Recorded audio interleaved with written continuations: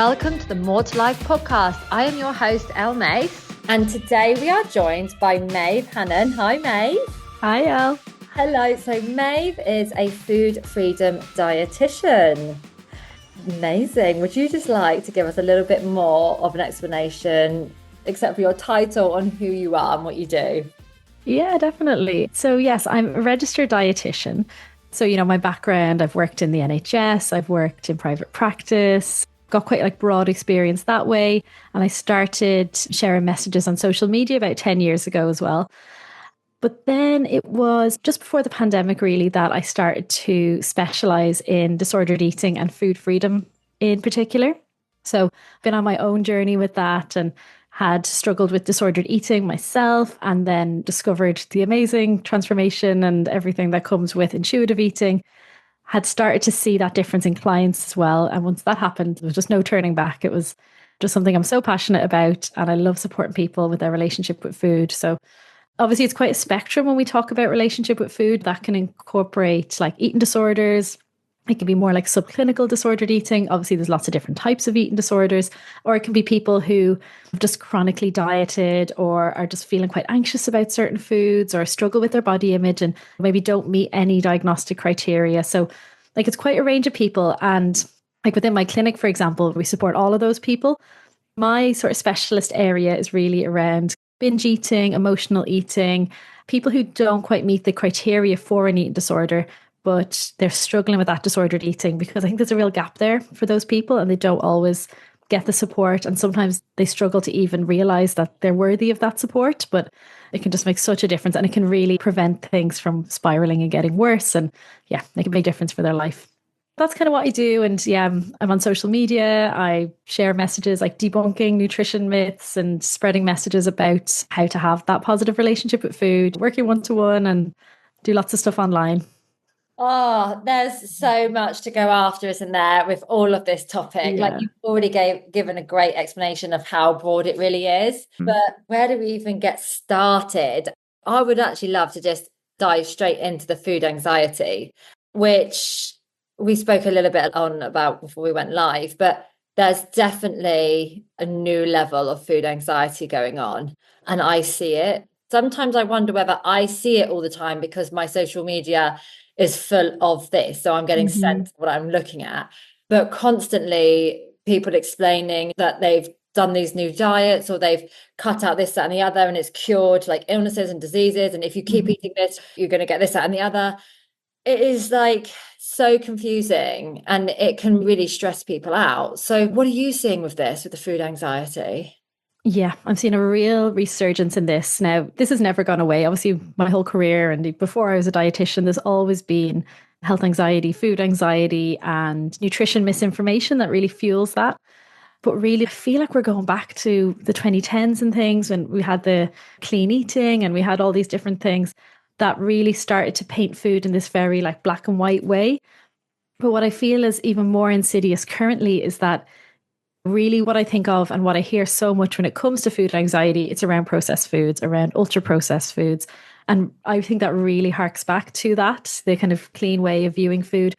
But it feels a lot more medicalized now. There's a lot of people who are doctors and scientists and things who very much stand behind this whole UPF thing, and makes people feel like it's really valid and makes people feel really anxious about that. And I feel like that's way more insidious because I guess, say with clean eating, for example, there was a lot more of a maybe a gym culture or a bro culture around that was a bit easier to dismiss in a way. But yeah, I just think some of the messaging around ultra processed foods, I've spoken to people, it's been a significant trigger in a relapse in their eating disorders, or it's parents who are just terrified to feed their kids. They don't know what to feed them and they're already struggling so much and they're so busy, and maybe their kids are selective eaters with allergies and things, and they're just oh God, I can't give them a fish finger. And yeah, it's having a really big impact on people. And I can see it even myself. There are certain bits of content I've seen around it, momentarily I've been drawn in and been oh God, I should look into that study and things. And when you do, it's just not, if we're talking ultra processed foods in particular, how processed a food is does not define its overall nutritional value. And there's just so much to be said around that topic, but there's so many pros and cons, obviously, to processing. It's way more complex. The more processed it is, it's bad.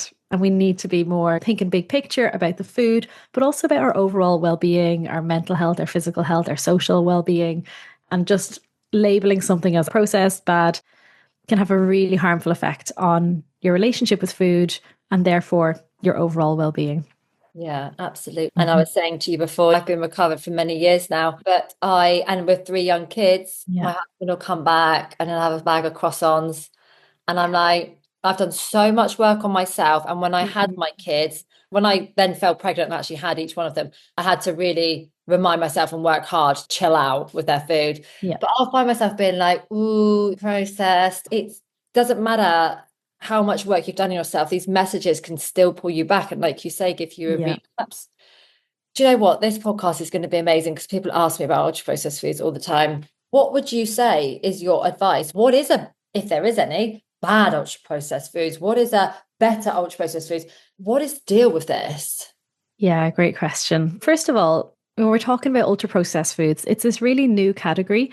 Basically, there was a research group called Nova, and they started to define, there's a bit slightly longer history than that, but like when we're talking about ultra processed foods now, it's this Nova classification.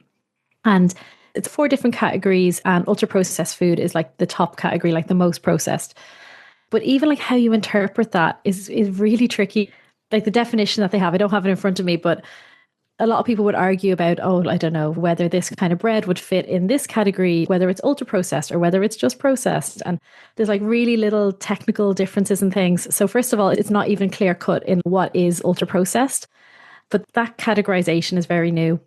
And a lot of like big, well-respected health organizations like the Scientific Advisory Committee for Nutrition, they've come out and said there isn't enough evidence to focus on this when it comes to the nutritional value of food. Because as I said, it's just not that clear cut. You could have a food that's more, so say a soy milk that's fortified with calcium and iodine and vitamin D. That's an ultra processed food because it had those vitamins and minerals added. But if you have an organic version that doesn't have those extra nutrients in there, then it's not ultra processed. So if you were just going on the choice of, I need to choose the less processed one, then you're choosing the one that doesn't actually have those extra nutrients, which is way less nutritious. And there's so many examples like that it's just not that clear cut. And then we have to take into account like food safety, extended shelf life, like convenience, the fact that actually you can eat a more varied diet if you have access to certain foods that are more processed and maybe we have them in the freezer or they're tinned and things. If they're not seasonal, you might not have access to that. And then obviously there's the whole, if we're looking at like food poverty and things like that, and it's quite a privileged lens as well to just assume that everyone is able and has the skills to just avoid processed foods. And then of course, as I said, then there's the element of getting fixated on that and obsessing with that and how harmful that is. That's in a nutshell my sort of overall take on ultra processed foods and why I think it's unhelpful to focus on it at all. And I wouldn't say that there is like a good or bad ultra processed food because there's no such thing as a good or bad food in general.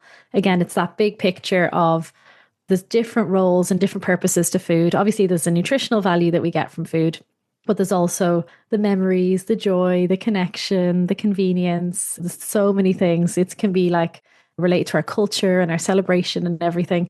So you have to really look at it in that context, and what might be a good choice for one person in one context might not be for another. So I just think it's never as simple as this food is good, this food is bad. It has to be really looked at in the context of each person. And when I'm speaking to clients, we always talk about this like big picture well-being. It's based on the World Health Organization's definition of health, which is it incorporates physical health, mental health, and social well-being. And I just think all too commonly when we talk about health, we're just thinking physical health, but they're also interlinked. If you're struggling with your mental health, that's going to impact your physical health and your social well-being, and vice versa with each of those things. So I just don't think you can, if you fixate on your physical health, then that's going to harm your social well-being, your ability to just go out and meet friends for food and go outside of your really strict regime, and it'll definitely impact your mental health in terms of the anxiety and things we were mentioning. Yeah, so it is about really taking that step back, and I just think it's really unhelpful to like demonize foods at all. And that's when we become fixated on them. That's when we're actually more likely to lose control and be chaotic with them once we start thinking about them like that. Totally. I had that moment when I was like, I had binge eating disorder I was so out of control. And so I don't know who, someone influenced me at the time and gave me a book to go no sugar. And I was like, this is my answer. Oh my gosh, I'm so happy now. I have this Mhm. book and it's going to tell me everything. And as soon as I tried to do it, oh my gosh, I didn't think my binge eating could get any worse, but my God, did it. I was lying in bed and I was just like, this noise, just eat, go eat, you eat everything. Is oh my gosh. Yeah. So I'll give you an example. I was at a festival last week. I was doing a talk there, but also someone else was also doing a talk there. What I Mhm. find quite funny about these festivals and stuff is I'll do a talk on stage about food freedom type stuff, Yeah. and then the next person could come on stage after me and completely talk about the opposite. But it's just giving people opportunity. But there was a speaker Yeah. on stage, and he said, could you all go and have a ban on ultra processed foods for 24 hours? He was challenging people to do this. He was Mm. encouraging. But I was sat in this festival, and basically all the food that's being handed out there is technically ultra processed food. Mhm. Protein bars, all of the water, it's not water, but all of the drinks that were going around there were all sorts of these like energy type drinks. And actually, there's a couple of vans that were making their own food, but I would say 75% was fitness, healthy, in quotations, food. Yeah. And I was like, how can you say that when we're all being given these goodie bags full of these Yeah. foods? Yeah. 100%. And as you said with that example, like when you restrict something and you put a ban on it like that, like maybe for 24 hours, maybe you will feel like, oh, I'm in control. I'm doing this great thing for myself. It's that kind of shiny new feeling when you start a diet and you're like, this is it. This is going to be me now for the rest of my life. And like, how quickly does that fade? And how quickly do you become obsessed with that food that you're avoiding? And your example with sugar is such a good one because so many people really feel like they're addicted to sugar. And like, that's the problem. And if I can just get on top of that, if I was addicted to a drug, I'd just try and avoid that. So I'll just do that with sugar. And that just doesn't work. You can't do that with food. We can't just go cold turkey on food. And I could dig a lot deeper in terms of like food addiction. And there's a lot of critiques on basically that's not really a thing. Like it's so valid, it can feel like a thing. And you can feel really obsessed with that food, but it's not like the same addictive pathways as you would have to like substances. Yeah, but then there's such a direct response for so many people. It's like when you pull an elastic band, it's like you're restricting more and more in one direction, and something's got to give, and then it's going to snap back more so in the opposite direction. You tend to feel, as you said, like more out of control than you did beforehand, even though you're just trying, you're really trying to tap into the willpower and trying to, again, in quotation marks, be good and, have the best will in the world. But that restriction, just time and time again, for the majority of people, really does leave them in a worse place. So that's where like tackling that restriction for most people is so important. And that can vary. Like for some people, obviously, that can be quite extreme in what they're restricting. And like we're seeing a lot of the carnivore diet and things at the moment, which is obviously like insanely restrictive. But then for other people, it can be quite low level, or they can just think, I'm just being good, I'm just being healthy, I'm just going to try not to eat these foods. But that sort of low level restriction keeps that food on a pedestal.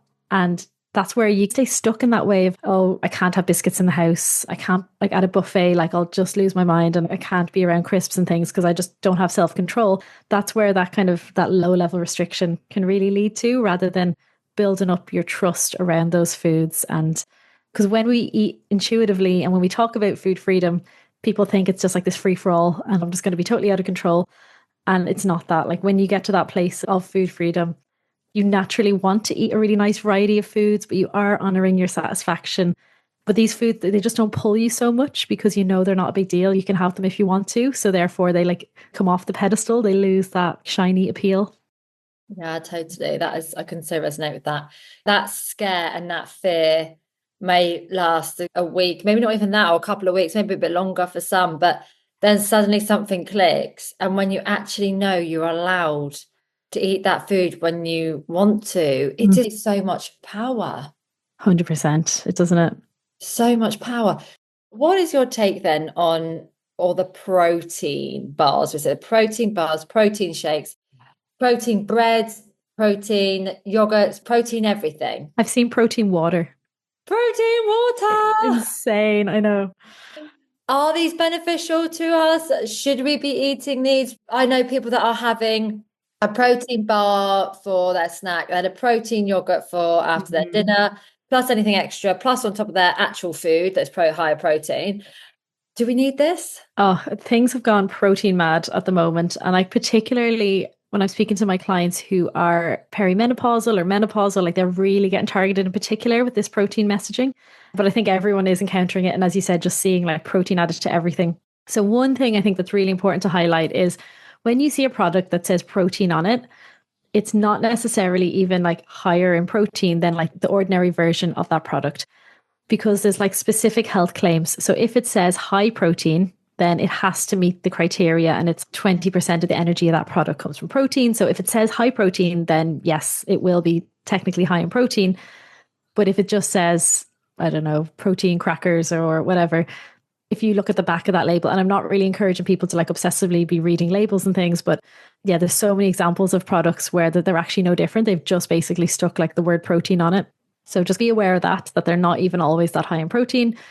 Second of all, of course, protein is important and it's very beneficial. It's essential for us, but we do not need to obsess over protein. If we're having a good source of protein at most of our meals, some of our snacks, then that's enough for most people. If you're doing a lot of strength training, then maybe you might want to be a bit more particular and get a few more protein opportunities in the day and just make sure you're definitely having enough of your meals and things. But you don't need to get it from all these products. And there is a place for some high protein products like protein powders and things. If a lot of people say breakfast can be harder sometimes to get enough protein in there. So some people benefit from adding a bit of protein powder to their breakfast, but it's not essential. Like you don't need to have any particular protein product in order to meet protein requirements.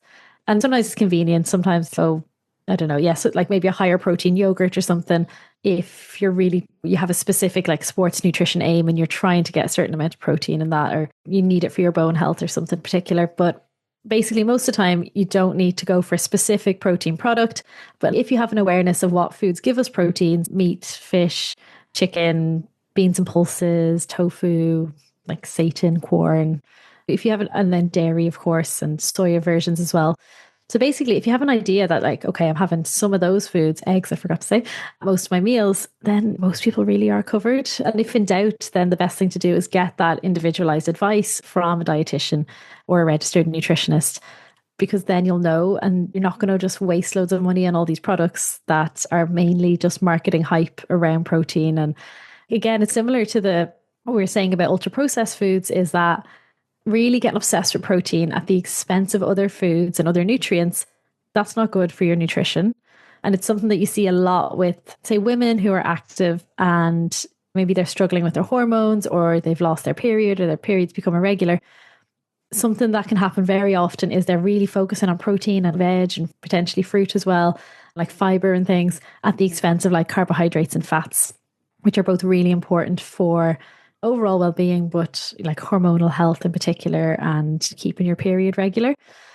Of course, then it can impact your mental health and things like we discussed as well. But even just focusing on like a nutritional, physical point of view, it's not always that like more is always better. You have to just take that step back again and just look at that big picture. And if you're unsure, like that's really where getting that individualized advice is so important. Yeah, definitely. As someone who always looks at everything from a disordered eating point of view, Yeah. I think it's, if someone said to me, I want to stop eating ultra processed foods, I would first say, let's the disordered eating part, because actually let's get that sorted before you then want to try and get a perfect meal plan going. Because if you've got any form of disordered eating, then you try and cut out ultra processed foods, it'd be difficult. But let's say somebody has no signs of disordered eating. They always had a very, I don't know, happy and healthy relationship with food. They say, okay, I want to really eat as best as I can. What would be your advice? Yeah, so I'd be focusing on like nutrition addition. So, what are the things that you can focus on adding in that you're going to get some great nutritional benefits from rather than restricting and taking things away? And a lot of the time, you're probably eating some of these foods anyway, but it's just about having that awareness. And really, it's all based on the Mediterranean style of eating. There's so much benefits from that. And there's a lot of evidence to support it that it's good for our heart, it's good for our skin, it's just good for like our gut and overall well-being. So the Mediterranean diet looks like having a good variety of fruit and veg and like lots of different colors, lots of different kinds of plants. Again, not being obsessed about those at the expense of other foods, having that good plant diversity. Oily fish once or twice a week, really good for your omega-3s. And if you're not having oily fish, then having other sources of omega-3, which can be like grapeseed oil and flax seeds and walnuts and chia seeds and things. But potentially that's where some people need a supplement as well if they're not eating oily fish. And like whole grains, and again, like whole grains are an important part of that. So that's carbohydrate, and a lot of people are worried about carbs or like demonize carbs. And again, this doesn't mean that like you never have like refined or white carbohydrates. It's just that there's a lot of benefits from the fiber that you get from the whole grain versions. And then it's nuts and seeds and eggs and poultry and things. And it still includes, say, some red meat, but just not as much, just having red meat like a few times a week. There is a bit of evidence around, say, processed red meat in particular, in terms of a possible link with increased risk of certain types of cancer, and it can be quite high in salt and things like that. So again, it's not that you can never have those foods. And when I say processed red meat, like bacon, ham and salami, pepperoni, all that, but they'd be foods to have a bit less often for overall well-being. You could be looking at your hydration, like your vitamin D supplement in this part of the world. It can be fermented foods, adding in fermented like probiotic yogurt and kefir and sauerkraut and kombucha, things like that. You can again add in. So yeah, there's a lot of things really you can think about like adding in. And it's that overall variety. It's at most of your meals thinking, am I having some carbohydrates, some fruit or veg, some source of protein, some fats and flavors? And do I actually enjoy this? And is it satisfying? And they'd be the main things really that I'd be saying that are good to just kind of have a rough idea of, but then always keep the flexibility and don't make it a rigid rule, because even with the best intentions, and even if you're just like, oh, I'm just going to try and eat well and follow a Mediterranean diet, that can spiral into food rules and restriction. And I've had clients who've developed eating disorders from trying certain ways of eating that they thought was just trying to be good for themselves. They've tried intermittent fasting, they tried keto, and that literally did spiral into an eating disorder. And these are people who for their whole lives had no issues with their relationship with food. So yeah, so still prioritizing that flexibility and the enjoyment side of food. Yeah, absolutely. And I think somebody will know if they are maybe a bit more vulnerable to it. Like I think that we've both had lived experiences, but someone will know if they ask them, if they take away any of their kind of goals of what they're trying to achieve with their body, is this way of eating likely to trigger me? Is it likely to complicate things for me mentally? I think most people will know the answer. Yeah, exactly. And if you start doing it and you start to notice like that inner food critic getting really loud and you're getting more isolated or you're getting more rigid and more rules popping up, it's really just noticing that and nipping that in the bud and getting that support if needed. Yeah, definitely. So we're going to move on to my next topic. The topic is spoken about most at the moment, which is the weight loss injections. Oh, yes. And we were chatting offline again. You've seen an uptake on people taking injections, as have I. Yes. Now, what are the long-term consequences for people? Do we even know, really, for people taking these injections? Yes, very important one to talk about. So yeah, first of all, I just want to say, of course, we're seeing a massive rise in the use of these, I'm going to call them GLP-1s, but those weight loss injections like Ozempic and Mounjaro and things. First of all, like a lot of people are feeling triggered by this, even people who really have worked to improve their relationship with food, their body image, and that's really understandable. Also, just to say, no shame to anybody who is using these. And I just think what's really important is that you still prioritize your relationship with food and your nutrition, because so often they're seen as this magic bullet. People are like, oh, they've gotten rid of my food noise, so my relationship with food is healed and my weight is lower and great, I'm happy. Obviously, I'm happy for anyone who's happy and they feel like something is working for them, but it's not getting to the underlying root issues, which means that if that medication needs to stop for any reason, like in the UK, if your BMI goes below a certain threshold because you've been using the weight loss injections, you lose access to those. And what we see there is basically all the weight comes back. It's so similar really to what we see with any weight loss intervention that we have evidence for, is that we don't have good evidence that it lasts for most people long term. But it might also be that you have to stop the injections because you get pregnant or because the side effects are too difficult to deal with, or there's interactions with the medication. There's all kind of unforeseen reasons that they may need to be stopped.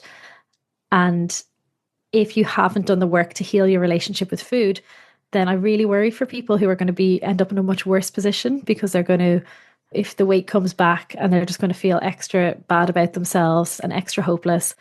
And that's why it's so important that I think we're really encouraging people to do, if you're taking these injections anyway, then really still prioritize your relationship with food. And again, if you need it, you can get support with that.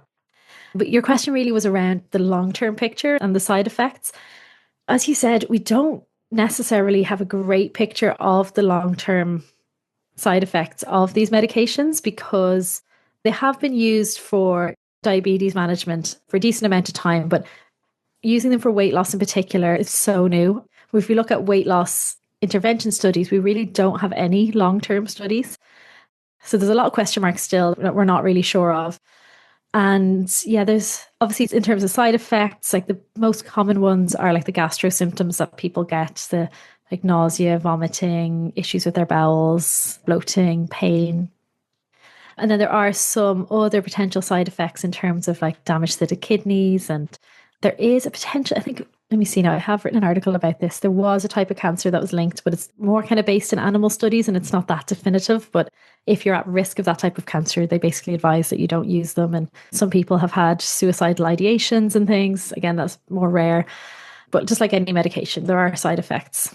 So yeah, like it is obviously a serious consideration, and it's one where it's so important to have medical support with that and to have ongoing monitoring and support, because really the biggest risk is so many people are accessing these from an unreliable source. People with eating disorders are accessing these, people who are already underweight or who will very quickly become overweight using them.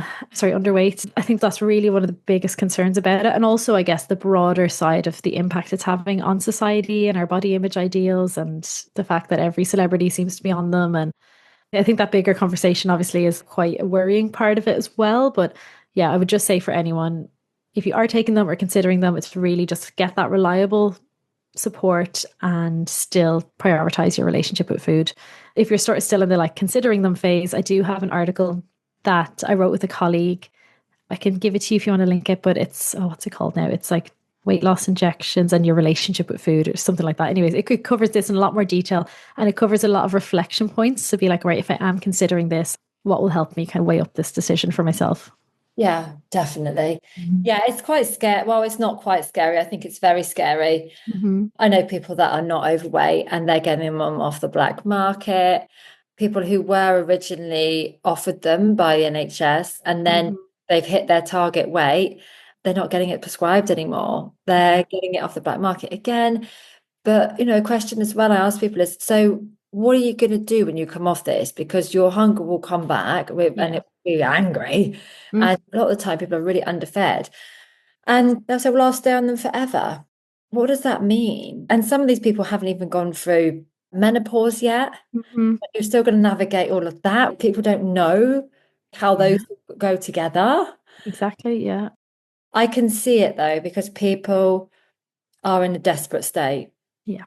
because it's all of this has been misunderstood. Mm-hmm. People are still really driven by the thought and illusion that being in a smaller body equals happiness. Yes, 100%. And it's so understandable in the society that we live in. And that's again why it's, no shame to anyone who is on them or considering them. But yeah, there's a lot of unknowns, as we were saying. Yeah. I feel like it's escalated quickly and it's got out of hand, and now the NHS can't manage it. Yeah, yeah, because I think they've changed their policy, haven't they, in terms of who can access it and things. And I'm just in the park, like in a not very privileged area, and I'm just hearing moms around me just being like, just very casually chatting about how they're all taking the meds as well. And it's just that kind of real life side of it. It's just, yeah. There's been these episodes before, not with the injections, but I remember when the first weight loss pills came out. I don't really think they work, but there was a time when, and I was young and I was on them and I was like 17. Wow. Yeah, yeah, it's terrible. I mean, yeah, I look back and I was like 16 and Mm-hmm. I was in the shop buying these pills.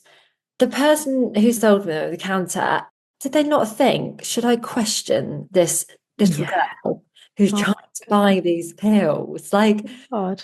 wasn't questioned, nothing, just bought them. There was a time when everyone was doing those, and then that obviously ended. I think people realized it didn't have a long-term solution. It was also Mm. causing heart palpitations and all this sort of stuff. Obviously, there's been all the surgeries as well, which some have been successful, but for many have returned to the disordered eating and the weight's gone back on and et cetera, et cetera. So I'm wondering whether fast forward a few years, it's going to be the same thing, or whether Yeah. that keep changing the drug and adapting it and keep going. Exactly. Yeah. I feel like we're at potentially a peak, but although, as you said, it might keep adapting and it might keep going, but there's a real, like, I guess, buzz around it at the moment. And I do think we're going to see in a few years a lot more people who have kind of been through that experience of, I've tried this and it felt great, but then I had to stop it for whatever reason, and actually realizing that it's not that long-term solution. I mean, I have spoken to people who really have found it really beneficial. And these are people who've already done work on their relationship with food and body image. And they're coming at it from quite a healthy place. And they're very aware that they won't be on this forever and things. So, again, it is individual. I'm not saying that it's always going to be a bad thing, but I do think we just have to be quite careful about something that is so new that we don't know a lot of the long term consequences of. Although, one of the consequences that we are very clear on is like when you stop taking it, your appetite comes back and the weight comes back. Yeah, and that's really hard to manage.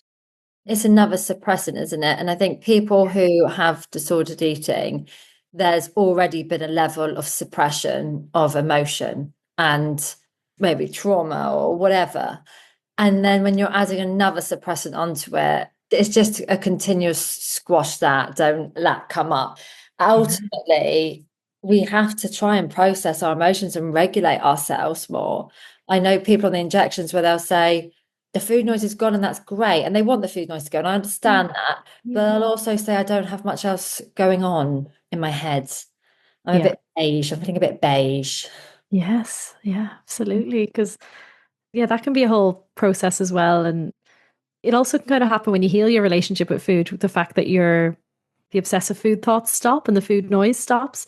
And there's a bit of like, oh, what's going to fill that? And I guess also with the injections in particular, it's obviously like the joy and the connection and all that side of food. Like some of that can go as well because you're not fancying it and it's kind of more difficult to take part in some of these like social activities. And it's always more than the food. Like food is always more than food.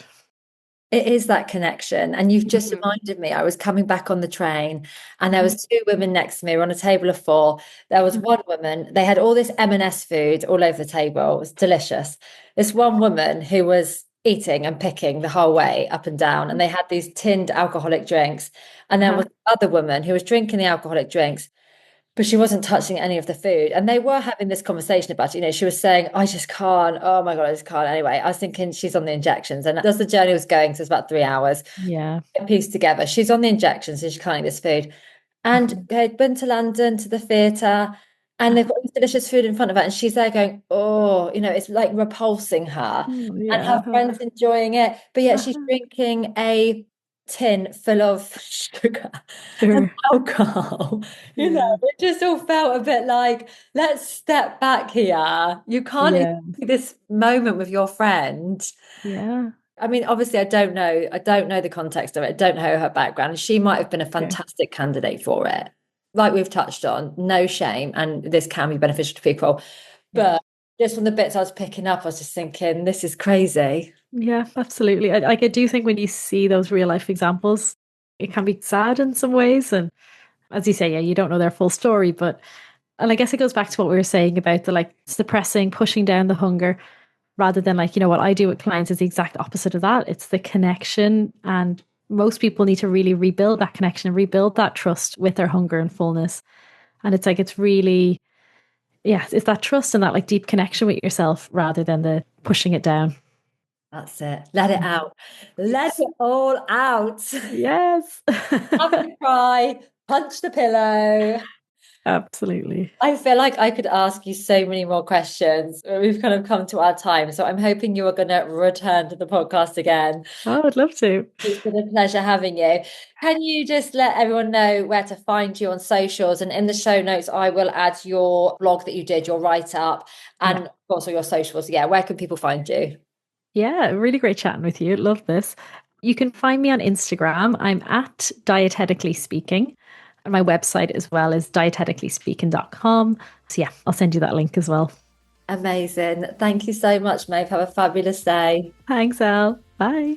If you enjoyed listening to this episode, then please head over to give us a rating. We would really, really appreciate that. And as a return, send us a screenshot of your rating and we will send you a free 45-minute hypnosis for absolute daily motivation. This is a must listen to every day in order to create your best future self.